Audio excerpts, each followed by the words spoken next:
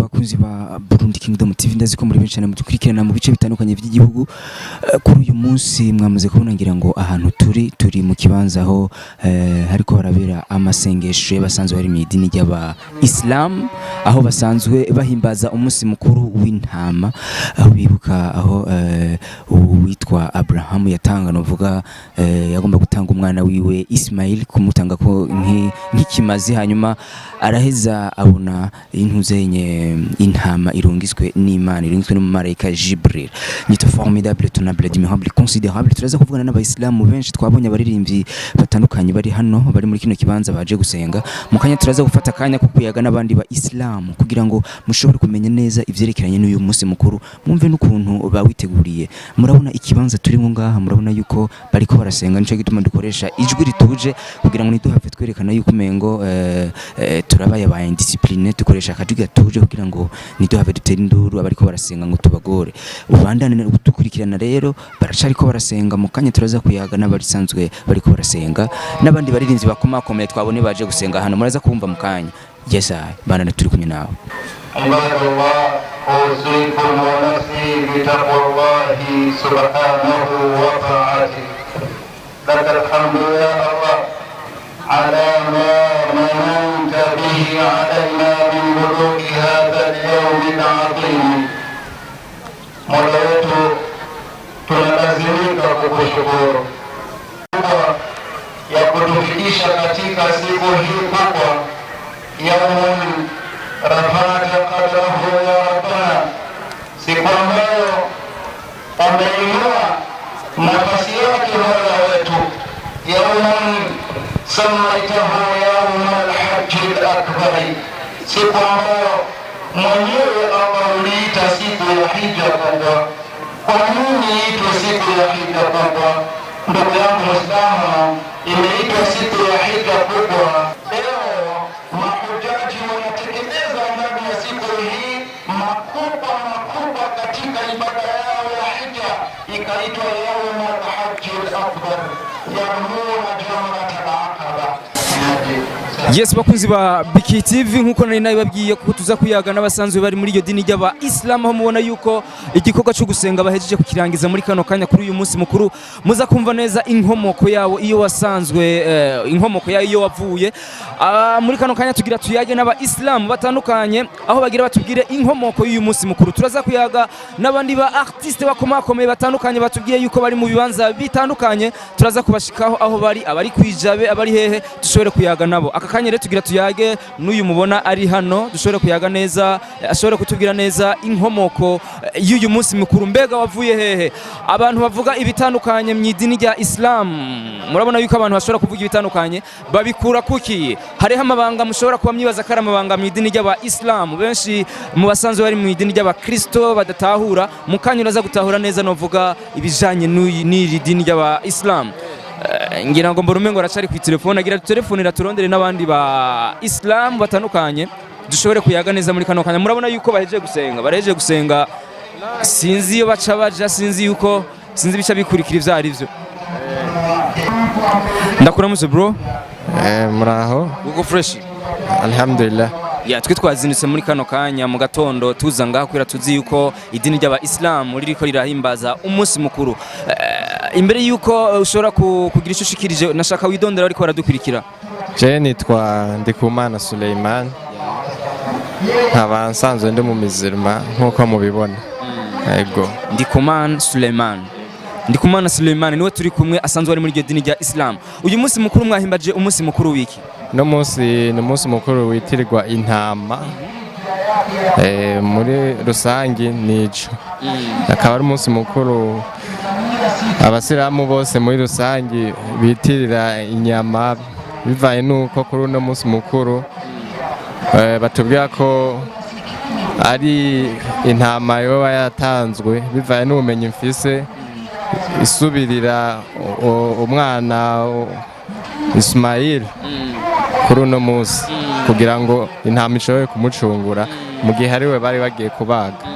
Yego. Muri ca kibanza ca Ismail haciye habagwa iyo ntama mu gihe ujya muvyeyi we yaragiye kumutanga ko ikimazi, ariko abantu benshi baribaza kuko hariho umugirwa jewe nigeze kubona mu mwaka uheze barantunga, hari umugirwa nigeze kubona aho mbere uwo munsi hari hagiye no gusengera usanzwe arongoye umugambwe CNDD-FDD kino gihe witwa umushinga amateka Reveriano Ndikuriyo umengano mukenguza amateka, aho nabonye yuko bagize umugirwa wo gukerera ibitungwa. Hano ko iki mutawugize? Hano muri rusangi nta munsi numwe uno munsi nta gihe na kimwe hatigera habagwa ivyo bitungwa, kubera ko ni umunsi mukuru witiriwe kubaga ku bantu bafise ubushobozi n'abatabufise bagashobora kubagirwa nuko abandi bagiye barakora umucango kugira ngo buri umwe wese ashobore kuronka kuri ico kibago. Ego. Ariko abantu benshi baribaza none nko Abayisilamu bakuraniye ahantu hanye bavuye gusenga canke baraheje igikorwa cyo gusenga bakaca bashira nk'igitungwa ngaho bagatora imbugita. Narabonye baragaramainze nk'intuzenye zari intama zigera nko kuri 10. Murumva yuko biri satisfait gukerera kugira ane ari abantu benshi batabitahura neza. Ni kuvuga kubijanye no kubaga kawaida ni umunsi mukuru wo kumena amaraso y'intama kugira ngo dushobore gushira ikirenge nk'uko byagenze kuri Ismail. Yego. Ariko uyu munsi mukuru nk'iyo umusilamu afashe intuzenye igitungwa kabaga agakerera agakura ko izosi biza kumufasha iki mu kwemera kwiwe? Ni kuvuga mu kubaga icambere na mbere hari ikintu bafatira ko kizira kubaga igitungwa gifite amaguru abiri, nico gituma baraba amaguru ane, impene, intama, inka, ibintu nk'ivyo nivyo bakunda gufatira ko kenshi. Ni kuvuga umuntu wese ashobora kubaga kuri uno munsi ashobora kubironkera ibihembo ejo hazoza. Yego. Nkuko tuvyemera. Yego. Uyu mwabonye rero twari ko turayaga no mu Islam, umwe mu Bayisilamu mu kanya tugira dushore kuyaga n'abandi benshi haba mu basanzwe araba abamama abagore canke n'abandi nyene bagabo bari muri iryo dini rya Islam kugira ngo mushobore kumenya byinshi. Ndagushimire cyane nawe. Murakoze cyane. Bakunzi ba BKTV twababwiye yuko tuza kuyaga n'abasanzwe bari muri dini rya Islam kugira ngo mushobore kumenya byinshi bijanye n'iryo dini canke bijanye n'uyu munsi mukuru. Mubona yuko ari umunsi mukuru udasanzwe mu basanzwe bari muri iryo dini rya Islam aho bahimbaza umunsi mukuru w'intama canke umunsi mukuru wo kubaga nkuko benshi babivuga utandukanye. Murabona turi kumwe n'umuvyeyi afise abana yibarutse. Ndakuramutse cyane. Amahoro cyane. Muramahoro? Yego. Ndabona umwana wa mwambise neza kandi nawe mumeze neza. Uyu munsi mwaje mu biki ngaha? Twaje gusenga. Yego. Numvise yuko hariho umunsi mukuru muri ko murahimbaza ariko abariko baradukurikirana badatahura neza uyu munsi mukuru n'umunsi mukuru wiki. Nkuko bivugwa kenshi na cyane cyane mu gihugu cy'u Burundi uko tubimenyereye bavuga ko uwo munsi ari uw'intama. Ariko uvuze umunsi mukuru w'intama hari abataza gutahura kuko turamenyere hari bavuga yuko ari uwo kubaga ari uwo munsi uribwa ko dufate inyama. Yego. Paraporo iyindi minsi mikuru. Urumva uyu munsi niwo munsi mukuru inyama murazi kubita bararigo. ego ubuze gusa ubuze gusa ariko umenga bahora basabikanye barasabikanye uko bashoboye ariko hari ikibazo nabajije bamwe hariho umugirwa nigeze kubona mu mwaka uheze aho nariko ndabikurikirana aho mbere hari haje n'usanzwe arongoye umugambwe CNDD-FDD kino gihe umukenguza amateka Reveriano Ndikuriyo aho bakoze umugirwa wo kubaga harabaho ibintu vy'intama barazishira hasi barabaga barakerera amaraso nyine arava barajyamise nk'intama zigera nka 10 ibintu murabona yuko biza gufasha iki mu kwemera ko ba Islam mu bisanzwe si kuvuga ku ntama gusa habagwa ibitungwa bitandukanye nk'inka n'impene n'intama cyane cyane n'ibyo kuvuga ry'amaraso aseseka aya mbere ntaseswa n'uwo ari we wese bisaba aseswa n'umwisilamu kandi kizira ko ari igitungwa cipfishije kigikomeye basesa ry'amaraso ya mbere abasigaye barabaga nta ngorane mugabo ari umwisilamu yabanje kuyasesa wowe ndibaza ngira ngo ibijanye n'ukwemera canke ivy'abayisilamu bemera binyemyura biza hariho ikintu nkunda kwibaza n'abari mu idini ry'abakristo bakunda kwibaza barakunda kuvuga bati uri kurasoma neza mu bitabo bitandukanye baravuga yuko uyu Ismail abayisilamu bakunda gushimikira ko abakristo bakavuga yuko igihe ujya nambari kamando Abraham sijui agiye gutanga ujya mwana wiwe w'ikimazi hanyuma akacabona ujya mu marayika Jibril akacamubwira ati ngijya ntama ala place y'umwana wawe baravuga yuko ujya mwana ahubwo yari Isaac atari Ismail yari Isaac mu gatabo nasomye ibyo maze gutahura n'ibyo hanyuma Ismail nawe ibya Ismail nta birebire ndabizi ko ariko uri hari abavuga abayisilamu benshi bavuga yuko ari Ismail urumva nkuko je ataburambe burebure ndabifisemo maze umwaka n'igice notahura nk'ibyo ndibaza yuko uzogerageza kubibaza kuko ni benshi bafise ayo makenga barakunda kubibaza ati ibi bintu nibiki umwana she yari rabaje poleza yes bakunzi ba BKTV mwumvise yuko avuze yuko atagiye kinini aramara muri ridini rya Islam aravuze ati byinshi ngiye kubimenya byinshi ngiye kuvyiga kugira ngo nshobore gutahura neza ndagushimira cyane murakoze kudumwana ego namwebwe murakoze reka tubandanye n'abandi muri kano kanya mushobore kuraba nkeneye cyane bajya abantu batahura ibintu murabona yuko hari ikibazo ndamubajije kimeze nk'ikimugora bukebuke hari ibibazo byinshi fise nshaka yuko nshobora kuyaga n'abajya abantu bakamirise mu idini ry'abayisilamu gumana natwe mu kanya muraza kuvyumva murabona turi kumwe n'ubundi mutama tugira tuyage amajambo agera kuri abiri bijanye n'iri dini ndakuramutse cyane amahoro uko fresh hari ikibazo nabajije umudamu araho avuye ngaha nsanga amaze igihe gitonyi muri iri dini kishakiramira nk'ikimugora nashaka kumenya nk'igihe wo maze muri iri dini rya Islam ndakimazeho nk'imyaka ishika ku ndwi imyaka indwi vala wowe ndashobora kukubaza iki kibazo hari ikibazo nabajije umudamu araho ndamubaza ati kubera iki abayisilamu baravuga yuko uyu munsi mukuru ari umunsi mukuru w'intama bakavuga bati bibukaho uwitwa nambari kamando Abraham yari agiye gutanga umwana wiwe Ismail kumutanga ko ikimazi hanyuma umumarayika Jibril acamyereka intuzenye intama ala place ya wa mwana wiwe nkashamvuga ati igitabo gitagatifu ca Bibiliya bon na Qur'ani bibaye ngoma turaza kwiraba gatoya igitabo gitakatifu ca Bibiliya kiravuga yuko ahubwo ujya mwana ujya Abraham yaragiye gutanga yari Isaac ariko mwege mukavuga yuko ari Ismail ni kubera oya uko igitabo cyo kitubwira yuko ujya mwana ni Ismail gerindi zina twe ntajye tuzi ntajyo munsi ariko menshi bakavuga bati ni Ismail yari yavyawe novuga ku mwana ku mugore w'inshoreke y'ujya Sara ujya mugore wa Abraham bakavuga bati kubera ko abayisilamu mushobora kuba mushigikira kuri ujya mwana novuga w'inshoreke hagushimikira kuri ujya mwana novuga ibitabo bimwe bigenda bihayagiza twe nk'igitabo ca Qur'an gihayagiza yuko ujya mwana Ismail ari umwana Imana yamweretse ko ibitangaza yego niyo mpamvu ujya mwana ariyo mpamvu Imana yategetse imutangiye ku kimazi yego ariko muremera yuko yari umwana wo ku mugore w'inshoreke ya Abraham ibyo tugiye kubiraba twinjira mu bitabo kuko ibitabo nibyo byerekana buri kimwe cyose yego ariko hari ikibazo nabajije bamwe abantu baribaza bati kubera iki kuri uyu munsi mukuru hahora habaho umugigwa wo gukerera kubaga bakaryamika ngaho ibitungwa bimwe bimwe hari wambye ati nibitegeza kuba ibitungwa bifise amaguru ane kandi bikomeye bitapfuye bakabikerera nibaza yuko ujya mu gigwa yo gukerera hakava amaraso uza gufasha iki aba Islam jya mu gigwa uza gufasha kubera nitegeko ry'uhoraho nitegeko ry'uhoraho kuko uhoraho yategetse kuri uwo munsi bategeze kubaga gukerera ego aba hariho abakristo bariko baradukurikirana abari mu idini ry'abakristo kuba Islam uwitwa kamando Yesu Kristo mumwemera nkande Yesu Kristo twe tumwemera nk'intumwa kuko yatumwe n'uhoraho aze kwigisha ubutumwa bwiza ngaha kuri inosi abamwemera nk'uko ari umuntu yacunguye abantu bakamwera nk'umucunguzi bakamwemera nk'umuntu azohava acira imanza abantu mu babwiye iki muri kano kanya abamwemera nk'uko yuko azohava acira urubanza abantu bo kuri iyi si mubabwira yuko nko kwibesha kuko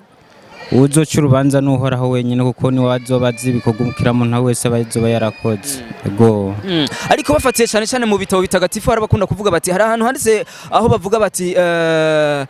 aho Yesu Kristo wenyine avuze ati ni jewe nzira ukuri n'ubuzima ati nta ushika kwa data atanciyeko abantu bakibaza none kubera iki mwidini rya Islamu uwo Yesu bamufata nk'umuntu asanzwe kuko turabye nk'ayo majambo bavuze ati ni je nzira n'ukuri n'ubugingo nta uzoja kwa data ntamujanye turabye n'amajambo yo kwa Petero yivugiye muga turabye nawo bwiwe Yesu arabihakana kuko ibyo Petero yavuze yuko tari byo urumva niyo mpamvu rero tuca dufata umwanzuro nk'uko kuko wenyine ubwiwe Yesu atabyemereye ego ari mu kanya w'inyama inyama ndazi bimeze neza home muhira inyama kabisa karibu kweri hama kuko niwo musi wacu niwo musi mukuru kubaga kuko niryo tegeko uhoraho yatanze ati uno musi tubage nawe uravyumva hari ikibazo nagira mpereze ko ikibazo c'imeke aho bita imaka aho benshi bavuga bati hari imigigi ikunda kubera murabona muri kino gihe turi mu kiza ca coronavirus umenga hari itegeko ryasohotse aho meke hataje abantu benshi ariko mu gihe cyahera warasanga abantu hari benshi ugasanga ariho n'abariko barapfirayo abantu baribaza bati none kijya kibanza ni kibanza kirimye ibiki gituma n'abantu bashobora gupfirayo ico kibanza sikuvuga ngo bagiye ngo bapfireyo kuko no uburi ngaho urapfa urapfa hama gusa ico nzi cyo kijya ni igihugu gitagatifu kira muntu wese afise ubushobozi ategezwa kuja guhimbaza yo munsi mukuru kuko ni igihugu gihezagiwe kandi cyaciyemwe intumwa zose urumva ntawe reka gukora umugenzo nk'izindi ntumwa zakoze kuko bari umugenzo w'uhoraho iki kibanza cyo ngaha hakoraniye aba Islamu bava hehe na hehe ngaha hakoraniye aba Islamu bava mu mihingo itandukanye nkuva mu kanyosha ari kuvuga ati nzi ngaha canke afise yabishatse arashobora kuza ndagushimire cyane urakoze mu kanya tugira dushobore kuyaga n'abandi kumbure turaza kuyaga n'abaririmbyi batandukanye tubasanga aho bari twumvise bari kwijabe n'ahandi gumana natwe muri kano kanya merci beaucoup yes bakunzi ba BKTV bakunzi ba Burundi Kingdom TV mwabonye twavuye mu kinama muri kano kanya tugeze muri commune ya sinzi kari Jabe sinzi kari bwiza ariko ndiko nagerageza kora umenga ni muri Jabe nyene mahanyene hamande mu bwiza twumvise yuko hariho aba artiste benshi twumvise yuko aba Khalijo ba Generate Bidondo aba baririmbyi nyene basanzwe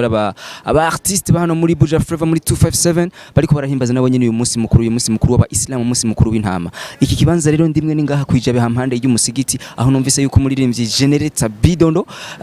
ari karasengera niho naje guhagarara kugira ngo nawe nshobore kuraba neza bambye yuko yashoboye gutondana mbere n'abana biwe bagera kuri batatu iyo nkuru nayironse telefonwa n'umuntu nyine asanzwe bahanuze muri zone ya Jabe muri Kenya rero tugira dushobore kuyaga twumvise yuko muri kino kibanza turimwo ari hakunda kumanukana iki kibanza turimo muri pave mubona hano hamande yi hotel twumvise yuko ari hakunda kumanukana cameraman nguri hariya ndamubona rikara vala nguja ya mramona generator yuja rikara manuka haje ari kumwe niko ndabona abantu bari kumye sinzi karabana biwa no ariko ndazi yuko riko rabijya byana yeah angalia gari wasikupige brother Ewa, namande babwira yuko ibintu bimeze ari fresh mwamubona ngaha generator ndabona bari kumwe n'abana mambo vipi bro bwana poa uko fresh bwana mzuri aba watoto ni watoto bako watoto wangu wao muvuye gusenga tuvuye gusenga ibintu vya laidi washivuga ati abana bose ndabatwara je numvise yuko uvuye gusenga cyane mvuga ati reka mpagarare ngaha kuko nari mvuye mu kinama ndavuga ati mpagarare ngaha ndaba generator dushobora kuyaga neza kugira ngo ushobore kujana n'abana abavyeyi babo nabo bari mu mama wabo mama wiwe yaciye mu soko n'undi mukuru kuyo bagiye mu isoko gusuma ivyo tuzoshira muri pilau bitakora ni fire sana ariko abantu baribaza none aba bana nabo ku mugore umwe cyane ku bagore banga abo nabo ku mugore umwe bidondine 1 bidondine de nawe 4 enfants nabafise naragera vraiment ntaragera kakwiye kumwe numu anko bamwita Abdi John mukuje tumsalimie anko Abdi John anko wanje bamwita salama mzee salama muko fresh sisi tunaona msanii hapa tukasema hata tuongee kidogo naye itakuwa ni fresh ariko benshi baribaza uyu munsi mukuru kuri Bidondo uvuziki je ndakunda abantu no munsi n'umunsi mukuru iwacu abesilamu ndashaka turyoherwe dusangire ni vyiza cyane uraza kubaga intuzenya hari umugigo mugiraho ku bana kupigia simu itika sasa itika ina shida hapana sio kupigia simu ni uko mu kipindi hari ikintu benshi bakunda kwibaza uyu munsi mukuru no munsi bavuga yuko ari umunsi mukuru w'intama umunsi mukuru w'intama ari no bavuga ngo umunsi mukuru wo kubaga ariko hari abari ko baradukurikirana hajya ni benshi arashobora kuba harimo no vuga aba Kristo canke n'abaki barakeneye kumenya uwo munsi mukuru kuri Bidondo uvuziki uno munsi mukuru ndagomba ndababwire ni umunsi mukuru wa laidi tuvuye gusenga dufungure turyoherwe tufurahi tuchangie na watoto wetu niko hapa na anko wangu nasema laidi barakat laidi mote idi mbaraka ariko benshi baribaza tunagomba kongereza yuko uyu munsi mukuru wakunze ba Bidondo bose arabatumiye imuhira kwa nyina wiwe kuko hariho igitungwa agomba yuko basangira hamwe uno munsi wo kubaga hakaba ari ibihimba hariho mamorso ateza gutanga isadaka biba bindi Imana yatubwiye ibwira ntuza Ibrahimu yuko yobaga niba mukunda ama agaca fatanga umwana wiwe abonye ko yamukuza ashaka kumukerera Imana cyangwa yahindukira iruhande akacara umwagazi w'intama akaca mubwira abagu ashangara place y'ya mwana wiwe abage aca atanga ikimazi mu rukundo rw'Imana kwerekana urukundo ariko abantu basangira bakagabura kijya kintu bakagisangira cyerekana urukundo ariko benshi baribaza abasanzwe bari mu idini ry'abakristo baravuga bati kijya gihe ujya Kamando Abraham yaragiye gutanga ujya mwana Ismail ariho ibindi bitabo bivuga yuko yari Isaac mboje sindabizi cyane urabona umutama yamaze gusigura byose icyo nziko dukundane abafanzi biwanje n'abana tugwego n'abana bacu kuri laidi anko amaze gusigura ibintu bya dini kuko arazi ibintu bya dini gusumbya jewe twashaka kujya au fond twashaka dukurikize amabwirizwa y'Imana natwe twishire hasi twerekana urukundo amabwirizwa y'Imana tuyakurikize mugabo hari abantu bajejwe ibintu by'Imana bazi ibintu kwidondora neza mugabo Bidondo bavuga yuko atumiye abantu bose abakristo n'abayisilamu bagenda imuhiriwe basangire kajya kantu azoba yaronse intama cyangwa agahene bace bagahaga hama bace basangira abadafise bose baronge baje uyu munsi mukuru wo kuryoherwa nta kindi tuvuga kicinshi uyu munsi ni laidi kuru ni imisi 3 ni imisi 3 kurikirana utaronse uno munsi woshobora kuronga ubundi mardi cyangwa mercredi cyangwa dimanche ni imisi kurikirana 3 yo kubaga nta kindi kintu twovuga ko bakuze babiri yes ariko Bidondo hari benshi bakunda kuvuga yuko ndabona uri kunye n'abana biwenga hari benshi bakunda kuvuga yuko iyo umunsi mukuru ugeze hari abantu batara abayisilamu bace bacika kuba abayisilamu bakubona kuvuga ko baba abayisilamu ku munsi mikuru gusa barahari kubera bakundu mapafu banata banaingia directement je wapate mapafu ariko sona problem kuri uyu munsi wavuze yuko urafise Bidondine 1 Bidondine 2 uyu munsi muhiri wabaza kuba hariho nde nande Oya umunsi nzoba ndi kumwe na Bidondin mama batoto ni umunsi wo kuganira gusangira na mama batoto kuryoherwa ndashima cyane cyo gituma icyo mfise kugira ngo anko yabivuze icyo mfise nshobora kugisangira n'abantu karibu hajya kwa mama karibu hajya muhiri wanje karibu turasangira n'abana n'abagenzi bose naragize akantu kujya nyene anko yavuze